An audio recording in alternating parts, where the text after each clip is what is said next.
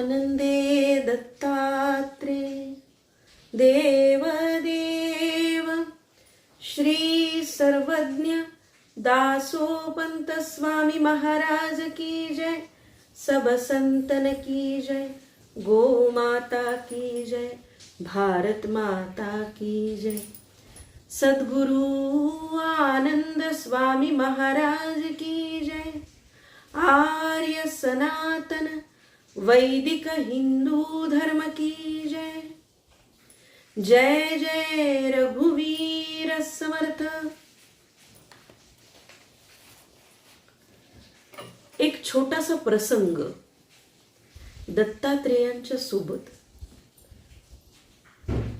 काही ऋषीपुत्र आहेत आणि हे ऋषीपुत्र चर्चा करतायत.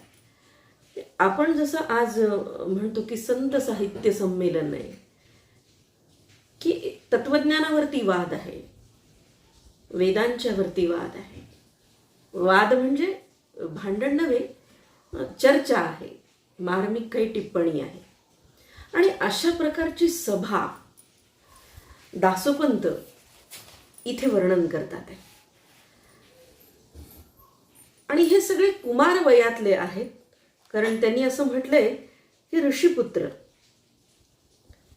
आणि कुमार वयातले हे सगळे श्री दत्तात्रेयाचे मित्र एक सभा बसलीये असा आभास किंवा असं नाट्य दासोपंतांनी निर्माण केलंय. आणि या नाट्यामध्ये एक वेदविद चर्चा म्हणा किंवा सृष्टी निर्मात्याला ईश्वर म्हणावं, वेद म्हणावं, ओंकार म्हणावं, त्याला द्वैत म्हणावं, अद्वैत म्हणावं, त्याला सगुण म्हणावं, त्याला निर्गुण म्हणावं, त्याची पूजा कशी करावी, कोणत्या मार्गाने त्याला प्राप्त करून घ्यावं, या सगळ्या गोष्टींवरची एक चर्चा सभा, विवाद सभा, वाद विवाद सभा थोडक्यामध्ये दासोपंतांनी ही वर्णन केलेली. पण हा वाद नाहीये. तर मग हे काय आहे? तर आपण हे आधी पद बघूया आणि मग त्याच्यावरचं निरूपण म्हणा, विवेचन म्हणा, आपण थोडंसं स्पष्ट करण्याचा प्रयत्न करूया. सकल ऋषीपुत्र श्री दत्ता समवेत बैसोनिया एक स्थानी, योगे भक्ति ज्ञाने श्री दत्ती रंगले, वदते झाले प्रीती वचनी. आनंदे डुल्लती प्रेमे पुंजाळले, योगामृते झाली दणी, एक सर्वाहुनी रूपीची आसक्त नित्यनिष्ठा मूर्ती ध्यानी. रे बाप्पा सुखमय विश्व झाले रे, सप्तसागर सुखे भरले रे. परमानंदा तुझे रूप सुखमय दृष्टी असता देखिले रे. एक म्हणती बापा तुझेची वचने, स्तब्ध झाले करणगण. गुणांचे व्यापार सर्वही राहिले, निश्चळ जाहले मन. अवस्थेची प्राप्ती कधीची न कळे, निमाले वृत्ती स्फुरण.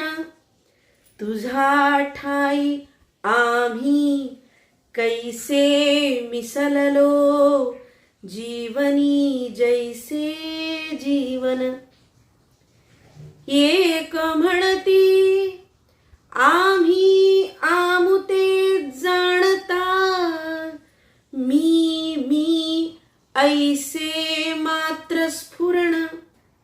पुढती निर्धारिता आईके योगिराया तू सत्ता चैतन्य आम्ही यंत्र तू बायंत्री आम्ही यंत्र तू बायंत्री अवधूता विचेष्टो तुझ अधीन अवयवा सारिखे वर्तो तुझ्या अंगी न करू स्वहित ध्यान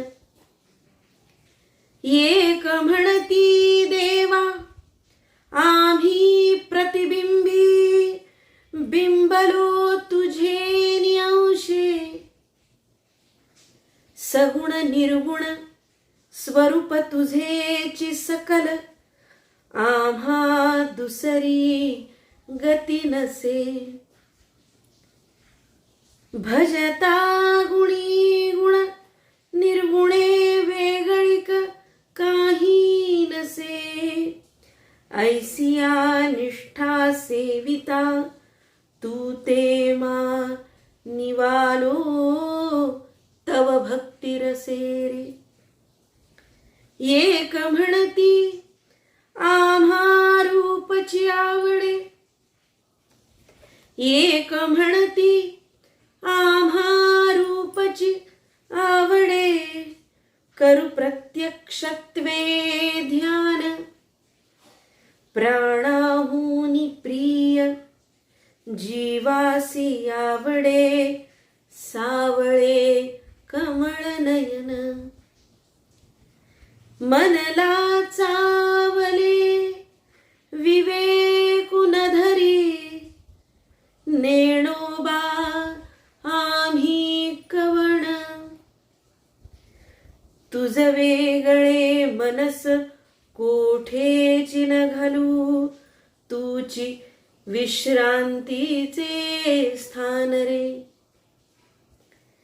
अधिकाराचे बल लाहोनी सकळ अनुवादले प्रीतियोगे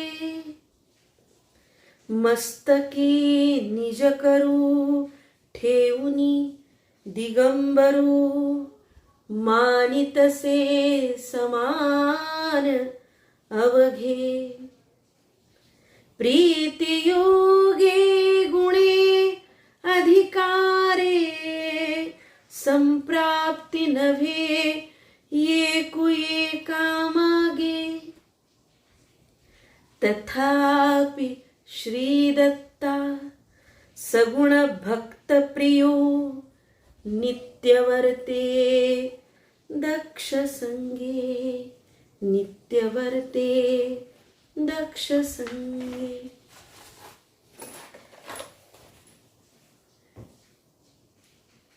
चर्चेसाठी सभा भरलेली दासोपंत त्याला एक रूप देत आहेत ते म्हणतात सकल ऋषीपुत्र श्रीदत्ता समवेत बैसोनिया एकस्थानी योगे भक्तिज्ञाने श्रीदत्ती रंगले वदते झाले प्रीतिवचने एका ठिकाणी एके स्थानी एका ठिकाणी श्रीदत्ताच्या समवेत सगळे ऋषीपुत्र योग ज्ञानी असलेले कोणी भक्ती मार्गाने जाणारे कोणी श्रीदत्ताच्या रूपात रंगलेले कोणी त्याच्या प्रीतीनं थोडक्यात वेडे झालेले असे सगळे ऋषीपुत्र ध्यान दत्ताचं आहे गुणगायन दत्ताचं आहे रूप गुणवर्णन दत्ताचं आहे पण मार्ग मात्र यांचे सगळ्यांचे वेगवेगळे आणि हे असेच एके ठिकाणी एकदा श्री दत्ताच्या समवेत बैसलेत आणि त्यांनी वर्णन केले दासोपंतांनी आनंदे डुल्लती प्रेमे पुंजाळले योगामृते झाली धणी काय झालंय या सगळ्या ऋषीपुत्रांच्या मध्ये एक चैतन्य आहे एक आनंद आहे आनंदाने ते डोलतायत, नृत्य गायन करतायत, श्री दत्ताचं नाम घेतायत, रूप गुण वर्णन करतायत. प्रेमानी प्रेमे पुंजाळले, फार सुंदर शब्द वापरलाय. पांडुरंग कांती या ज्ञानदेवांच्या अभंगामध्ये हा शब्द येतो, पुंजाळले. पुंजाळले म्हणजे तेजस्वी झाले, ओजस्वी झाले. प्रेमे पुंजाळले, श्रीदत्ताच्या वरती असलेलं त्यांचं मनातलं प्रेम आणि त्या केवळ प्रेमानं हे तेजाळले आहेत, तेजस्वी झालेले आहेत. आणि असे योगामृते झाली धणी, प्रत्यक्ष योगाचं अमृत ज्यांनी प्राप्त करून घेतले, जे त्याचे धनी झालेत, असे सगळे ऋषीपुत्र वेगवेगळ्या मार्गांनी काम श्री प्रभूंवरती प्रेम करणारे, हे सगळे एकत्र आलेत, आनंदाने डोलतायत, नाचतायत, गातायत, नामगर्जना करतायत, नामगुण संकीर्तन करतायत. आणि दासोपंत इथे वर्णन करतायत, आनंदे डुल्लती प्रेमे पुंजाळले, योगामृते झाली धणी, एक सर्वाहुनी रूपीची आसक्त, नित्यनिष्ठा मूर्ती ध्यानी. त्यातलं एक जण मात्र श्री दत्तात्रेयाच्या रूपावरती आत्यंतिक आसक्त असलेला होता. प्रचंड देवावरती प्रेम आहे, पण ते कसं आहे तर त्याच्या रूपावरती प्रेम आहे. त्याचे डोळे, श्री दत्ताचं रूप, हे सगळं त्याला इतकं आवडतंय, तो इतका आसक्त आहे त्याच्याविषयी की नित्यनिष्ठा मूर्ती ध्यानी. त्याच्या मनामध्ये, त्याच्या डोळ्यासमोर सतत अव्याहतपणे अहोरात्र अष्टोप्रहर श्री दत्तात्रेयाच्या मूर्तीचं ध्यान आहे. आणि असे सगळे हे एकत्र जमलेले ऋषीपुत्र आहेत. आणि मग यांची काय अवस्था आहे, मनोअवस्था काय आहे, काय वाटतंय यांना, किंवा यांची मानसिकता काय आहे, तर दासोपंत वर्णन करतात, रे बाप्पा सुखमय विश्व झाले रे, सप्त सागर सुखे भरले रे, परमानंदा तुझे रूप सुखमय दृष्टी असता देखले. देवा, हा केवढा आनंद आहे. अवघ विश्व हे सुखानी भरलेलं आहे, सप्त सागर सुखानी भरलेत, अवघ विश्व सुखानी भरले, असा आनंद तू आम्हाला देतोयस. आणि हे परमानंदा, परम आनंद देणारा तू, तुझे रूप सुखमय दृष्टी असता देखिले. तुझं रूप पाहता यावं, ते जाणावं, त्याचं ज्ञान करून घ्यावं, ते दिसावं अशी दृष्टी तू आम्हाला दिलीस आणि त्या दृष्टीनं आम्ही तुला पाहिलं. हा केवढा आनंद आहे, हे केवढं सुख आहे.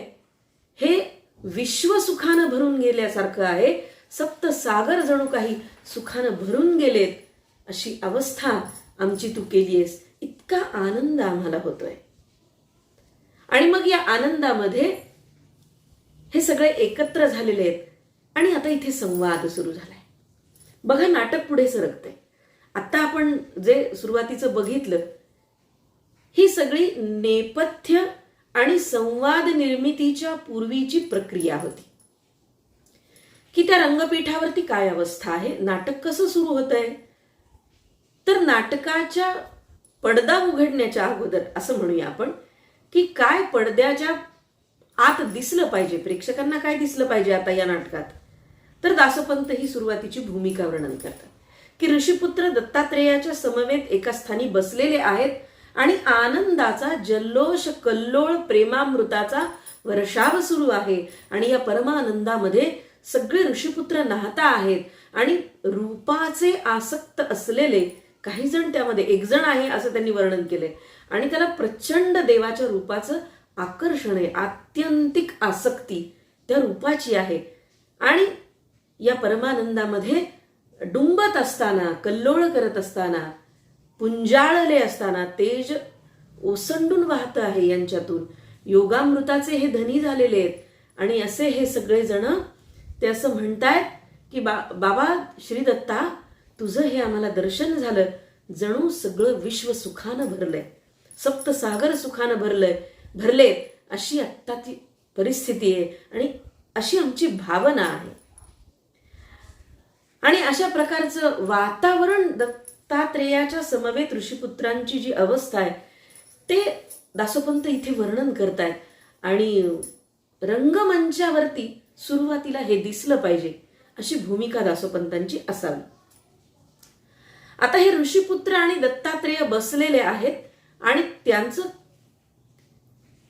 काय चाललं आहे ती घटना त्यांनी सांगितली. आता नाटक पुढे सरकत आहे. हे छोटंसं नाटक एकाच पदातलं आहे, थोडंसं दीर्घ आहे.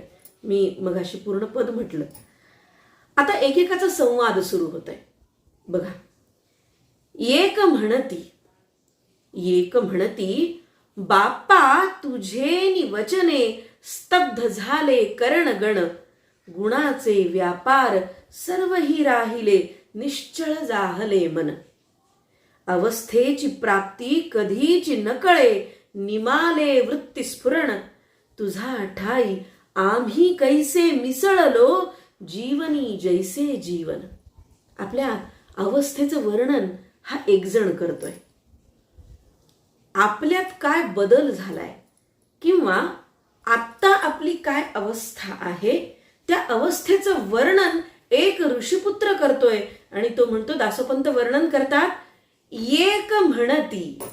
तो काय म्हणतो, तुझ्या वचनानं, तुझ्या बोलण्यानं, तुझ्या मधुर बोलानी स्तब्ध झाले करणगण. सगळी इंद्रिय, करणगण म्हणजे इंद्रियांचा मेळा, पंच ज्ञानेंद्रिय, पंच कर्मेंद्रिय. आणि या सगळ्या इंद्रियांची जी मेळा आहे, गण आहेत, हे सगळे गण म्हणजे समूह, इंद्रिय समूह. स्तब्ध झाले करणगण. हे दत्तात्रेया बाप्पा, तुझ्या वचनानं, तुझ्या बोलण्यानं, तुझ्या मधुरवाणीनं सगळी इंद्रियांचे समूह आमचे स्तब्ध झालेत. माझे एक म्हणती. तो असं म्हणतो बरं का. गुणाचे व्यापार सर्वही राहिले निश्चल जाहले मन. का बरं मनाचा विचार वेगळा केला? तर इंद्रियांच्या पेक्षा मन वेगळं आहे. 10 इंद्रिय आणि 11वं मन. तो वर्णन करतोय ऋषीपुत्र. तो म्हणतो की माझी सगळी इंद्रिय स्तब्ध झाली, करण गण स्तब्ध झाले तुझ्या बोलानी, तुझ्या अमृत वचनानं, तुझ्या मधुर बोलण्यानं. गुणाचे व्यापार सर्वही राहिले निश्चल झाले मन. गुण व्यापार सगळे स्थिर झाले. विकार वृत्ती नाहीशा झाल्या, लय पावल्या आणि माझं मन स्थिर झालं, निश्चल झालं. निश्चल झाले मन. अवस्थेची प्राप्ती कधीची न कळे. अवस्था केव्हा लागली कळलंच नाही. समाधी कधी लागली कळलंच नाही. निमाले वृत्ती स्फुरण. व्यवहारामध्ये, प्रपंचामध्ये वृत्ती स्फुरण होतं म्हणून तर प्रपंच होतो. आणि ज्या कारणे प्रपंच होतो ते वृत्ती स्फुरणच इथे थांबलंय असं हा वर्णन करतोय. कोणत्याच वृत्तीचं स्फुरण नाहीये, विकारांचं स्फुरण नाहीये.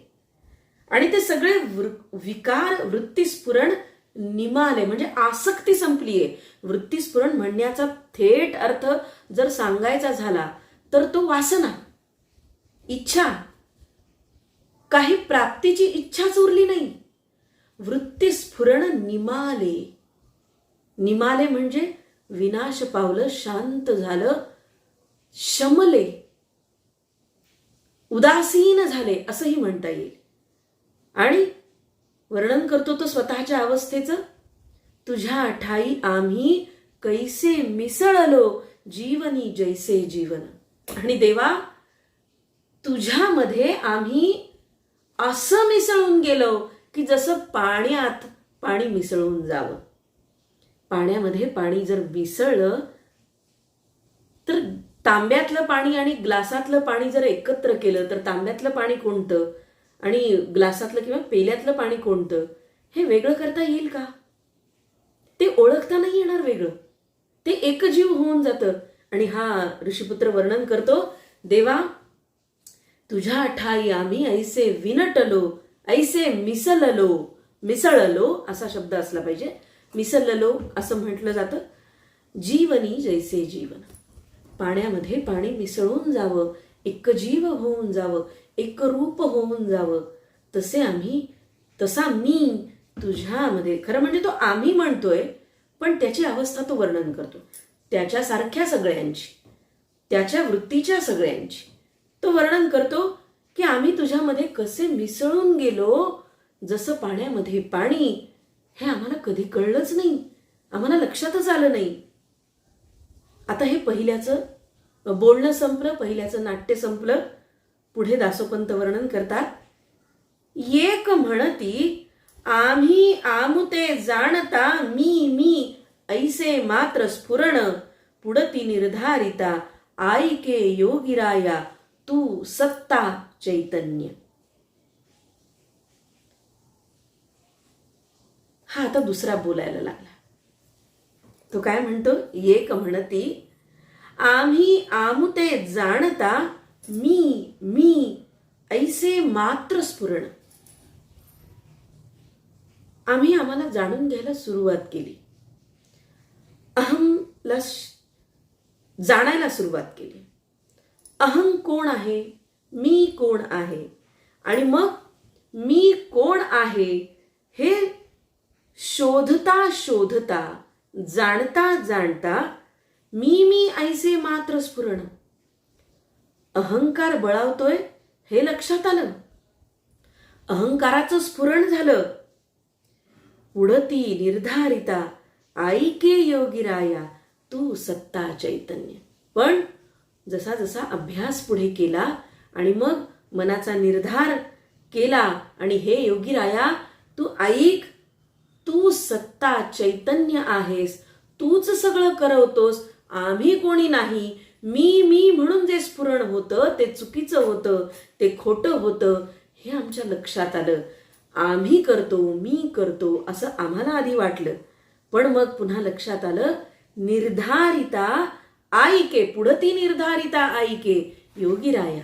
आणि मग पुढे असं लक्षात आलं की देवा, मी असं कोणीच नाहीये, अहंकार खोटा आहे, तूच सत्ता आहेस, आणि त्या सत्तेनंच हे चैतन्य काम करतं, हे आमच्या लक्षात आलं.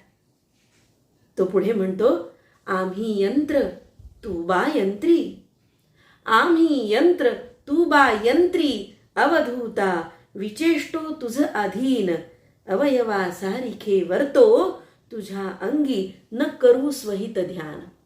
हा एक पूर्ण संवाद दुसऱ्याचा आहे.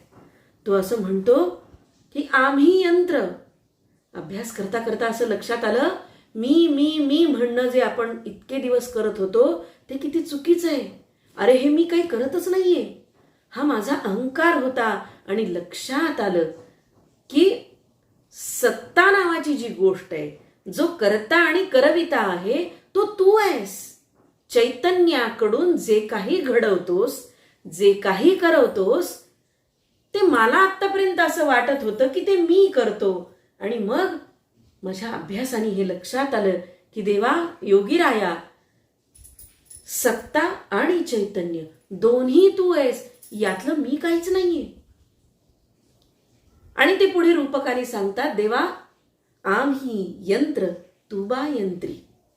आम्ही केवळ यंत्र आहोत आणि चालविता धनी तू आहेस. म्हणजे कसा? यंत्री, नियंत्री आणि यंत्री या शब्द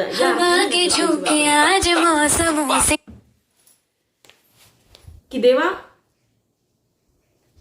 तू आमचा चालविता धनी आहेस, तू यंत्री आहेस, आम्हाला नियंत्रण करणारा तू आहेस. आम्ही यंत्र आहोत आणि या यंत्रांना चालवणारा मात्र तू आहेस, हे लक्षात आलं. अवधूता विचेष्टो तुझ अधीन.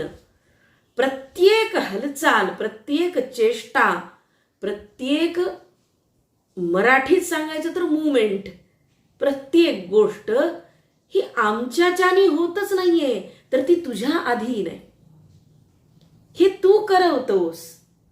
आणि ते पुढे असं म्हणतात, तो असं म्हणतो अवयवा सारिखे वर्तो तुझ्या अंगी न करू स्वहित ध्यान. तू देह आहेस आणि तुझ्या देहाचे आम्ही केवळ अवयव आहोत असं वर्तन आमचं आहे. आणि म्हणून स्वहित ध्यानासाठी, न करू स्वहित ध्यान म्हणून अहंकार न करता स्वहित ध्यान, स्वतःचा अहंकार न मिरवता, करता करविता सत्ताधारी, सत्ता चैतन्य, चालविता बोलविता आणि यंत्री तू आहेस हे आम्हाला कळलं. याला जे कळलंय हे त्यानं सांगितलं. दासोपंतांचं नाटक पुढे जातंय. आता हा तिसरा बोलतोय. काय म्हणतो? एक म्हणती देवा आम्ही प्रतिबिंबी बिंबलो तुझे अंशे, सगुण निर्गुण स्वरूप तुझेची सकल आम्हा दुसरी गती नसे. भजता गुणिगुण निर्गुणे वेगळीक काहीच नसे, ऐसिया निष्ठा सेविता तू ते मा निवालो तव भक्ती रसे. आणि हा तिसरा आता काय म्हणतोय? तो म्हणतो देवा तू अंश आहेस आणि तुझ्या अंशाचे आम्ही केवळ अंशी आहोत. तू मुख्य प्रतिमा आहेस आणि त्या प्रतिमेचे आम्ही केवळ प्रतिबिंब आहोत. सगुणही तूच आहेस, निर्गुणही तूच आहेस. याच्यामध्ये काही ते असं म्हणतात वेगळी का काही नसे. याच्यामध्ये काही वेगळेपणा नाहीये देवा. सगुण तू आहेस, निर्गुण तू आहेस, गुणांचाही सकल भोगता तू आहेस. आणि भजता गुणिगुण निर्गुण वेगळीक काही नसे. निर्गुण भजलं काय, सगुण भजलं काय, याच्यामध्ये काही वेगळीक नाही, काही फरक नाही, काही भेद नाही. ऐसिया निष्ठा सेविता तू ते मा निवालो तव भक्ती रसे. आणि याच एका गोष्टीवर माझी निष्ठा आहे की निर्गुणही तूच आहेस, सगुणही तूच आहेस आणि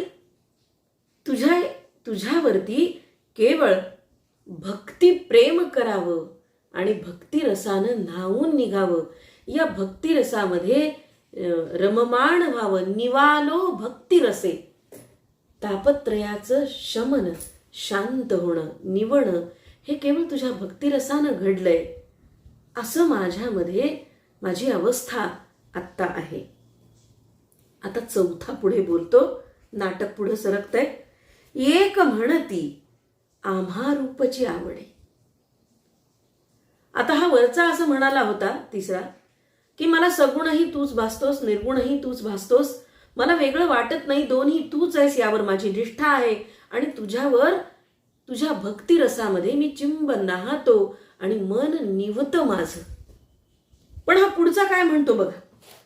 तो असं म्हणतो एक म्हणती आम्हा रूपची आवडे, करू प्रत्यक्षत्वे ध्यान, प्राणाहुनी प्रिय जीवासी आवडे, सावळे कमळ नयन. पण तो पुढचा काय म्हणतो? चौथा आहे हा चौथा ऋषीपुत्र असं म्हणतो ते सगुण निर्गुण ब्रह्म जीव शिव आम्हाला काही माहित नाही देवा. मला इतकंच कळतं की मला तुझ्या रूपाचं वेड आहे, मला तुझं सुरूप आवडतं, मला तुझं सगुण रूप आवडतं आणि प्रत्यक्ष त्या सगुण रूपाचं ध्यान करणं हे मला जास्त प्रिय आहे.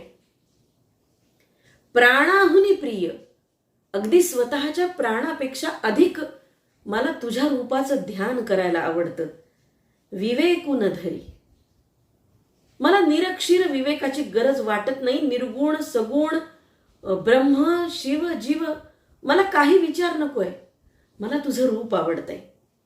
विवेकून धरी नेणोबा, लोक म्हणतील मी वेडा आहे, मला विवेक नाही.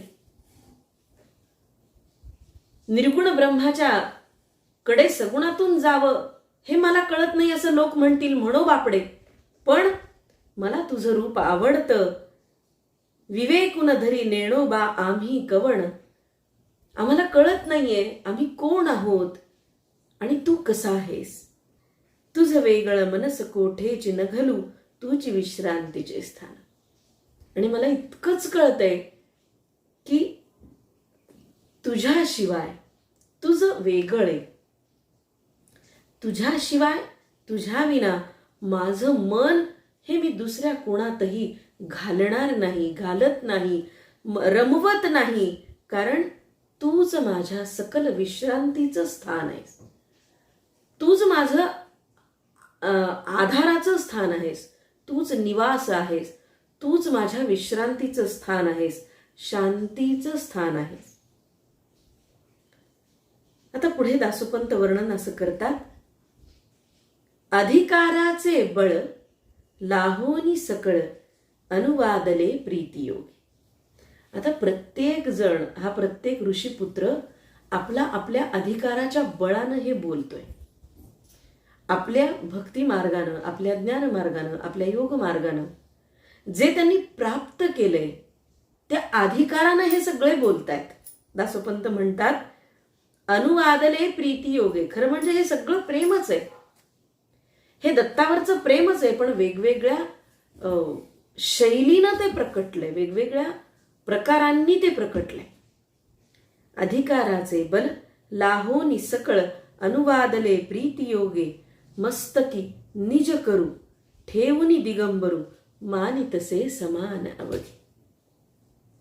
आणि हे वेगवेगळ्या मार्गांनी जाणारे ऋषीपुत्र आपली आपली अवस्था श्री दत्तात्रेयाच्या भक्तीसाठी, प्राप्तीसाठी त्यांनी जो जो मार्ग अवलंबला त्या मार्गातलं आपल्याला प्राप्त झालेलं समाधान, आनंद, शांती हे व्यक्त करतायत. आणि एक एक जण त्याचं निवेदन करतायत, एक एक जण त्याचं विवेचन करतायत. आणि मग आपल्या आपल्या अधिकारानं, आपल्या आपल्या साधनेनं, आपल्या आपल्या प्राप्त फलाच्या आधारावरती, अवस्थेनं हे सगळे ऋषीपुत्र बोलता आहेत. आणि दासोपंत असं म्हणतात मस्तकी निज करू ठेवूनी दिगंबरू मानितसे समान अवघे. दत्तात्रेय संप्रदायामध्ये सगळ्या मार्गांचं स्वागत आहे. ते असं म्हणतात की दिगंबरांनी काय केलं. मस्तकी निज करू ठेवूनी दिगंबरू. सगळ्यांच्या मस्तकावरती या दिगंबरांनी आपला हात ठेवलाय आणि या सगळ्यांना समान मानलेले. हे सगळे मार्ग समान मानलेत. प्रीतियोगे गुणे अधिकारे संप्राप्ती नव्हे एका मागे. दासोपंत म्हणतात एकानंतर एक, एकानंतर एक हे निवेदन करतायत.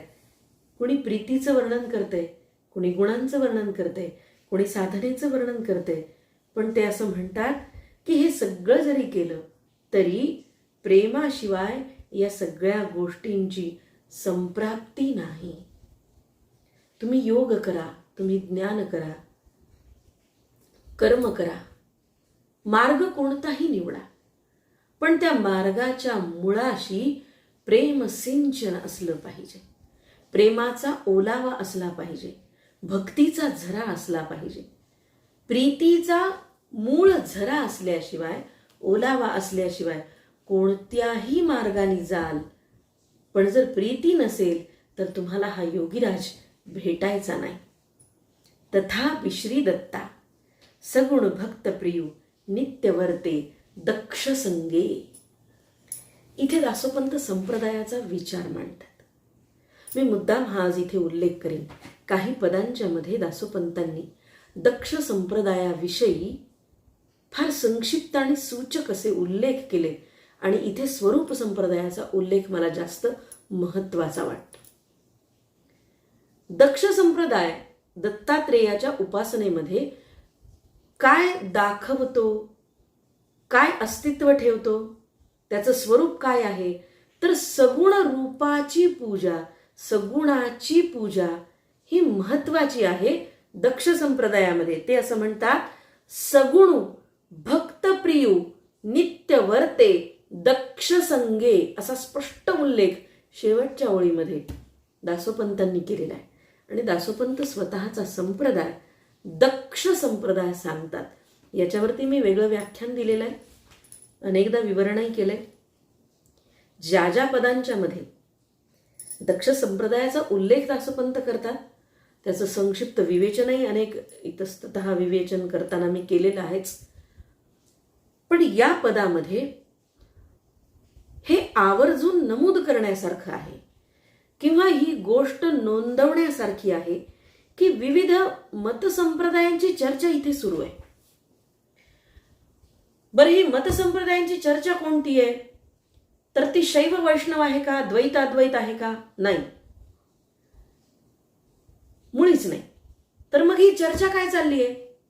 चर्चा चाललेली आहे फक्त योगी राजाच्या भक्तीची, दिगंबराच्या भक्तीची, दत्तात्रेयाच्या भक्ती उपासना परंपरांची, संप्रदायाची, वेगवेगळ्या तऱ्हांची, वेगवेगळ्या प्रकारांची, वेगवेगळ्या मार्गांची. पण कोणत्या उपासना परंपरेतल्या? तर फक्त दत्त संप्रदायातल्या. दत्त संप्रदायातल्या उपासना परंपरेचं एक एक जण वर्णन करतोय आणि हे ऋषीपुत्र एक एक जण आपला अनुभव सांगतायत. आणि दासोपंत शेवटच्या ओळीमध्ये दक्ष संप्रदायाचा उल्लेख करून ते सांगतात की तथापि श्री दत्ता. फार महत्वाची आणि लक्षात घेण्यासारखी ओळ आहे. तथापि श्री दत्ता सगुण भक्तप्रियू, सगुण भक्तप्रियू नित्य वर्ते दक्ष संगे. आणि हे सांगून या एकूण चर्चेची सांगता इथे दासोपंतांनी केलेली.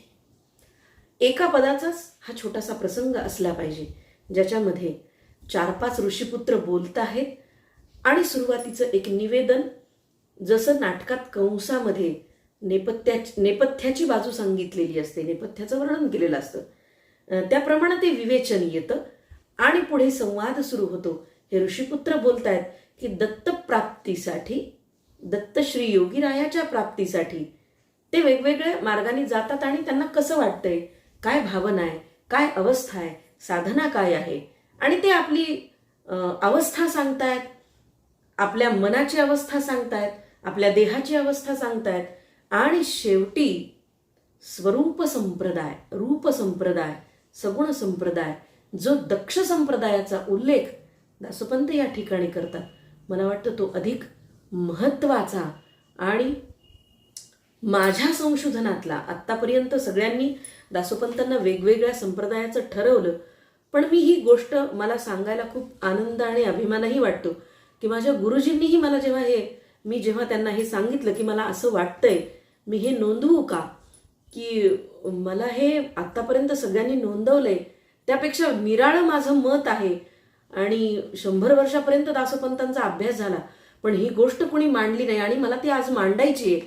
तेव्हा 2010 मध्ये या गोष्टीची चर्चा करताना माझ्या गुरुजींच्या समवेत, म्हणजे डॉक्टर विद्यासागर पाटंगणकर सर, ही चर्चा मी करत होते आणि सरांना ही गोष्ट पटली. ते म्हणाले तुझा विचार अगदी बरोबर आहे आणि तुला जसं वाटतं त्या पद्धतीनं तू ते मांड. आणि मी ते पहिल्यांदा मांडलं की दासोपंत स्वतःचा संप्रदाय दक्ष संप्रदाय असं सांगतात. त्यानंतर अनेकांनी हा संदर्भ माझ्या पीएचडीच्या प्रबंधातून घेतला आणि तसा उल्लेखही त्यांनी केला. पण हा पहिला संशोधनाचा विषय मला मांडता आला याचा मला अनेकदा आनंद वाटतो आणि त्या निमित्तानं मी अनेक लेखही काही ठिकाणी प्रस्तुत केलेत की संप्रदायाचा विचार करताना दासोपंत या ठिकाणी फार निराळे आहेत. या पदामध्ये, या नाट्यपदामध्ये दासोपंत याचा उल्लेख हेतुपुरस्सर करतात आणि संप्रदायाचा उल्लेख करून इतर दत्त उपासनेतल्या विविध संप्रदाय, विविध पद्धती, विविध प्रवाह याच्यासोबत दासोपंतांचा दक्ष संप्रदाय तो सगुण भक्तप्रियू कसा आहे याचं वर्णन किंवा याचं त्याला म्हणता येईल कॅरेक्टरिस्टिक्स, ज्याला त्यांनी दक्ष संप्रदायाची कॅरेक्टरिस्टिक सांगितले. संहितेमधली सगळ्यात महत्वाची नियमावली काय दक्ष संप्रदायाची, तर सगुण आणि भक्तप्रिय अशा सगुण भक्तीचं वेड असलेल्या, स्वरूपाचं वेड असलेल्या, रूपाची पूजा, रूपाचं ध्यान, रूपाची लीला वर्णन करण्यात आनंद मानणारा हा संप्रदाय इथे वर्णन दासोपंत इथे या ठिकाणी करतात. आज याच ठिकाणी थांबते. उद्या आपण आणखी एका सुंदर पदासह दासोपंतांच्या भावविश्वामध्ये रममाण होऊया. आज इथेच थांबते. आनंदे दत्तात्रे देव देव श्री सर्वज्ञ दासोपंत स्वामी महाराज की जय. सब संतन की जय. गो माता की जय. भारत माता की जय. सद्गुरु आनंद स्वामी महाराज की जय. आर्य सनातन वैदिक हिंदू धर्म की जय.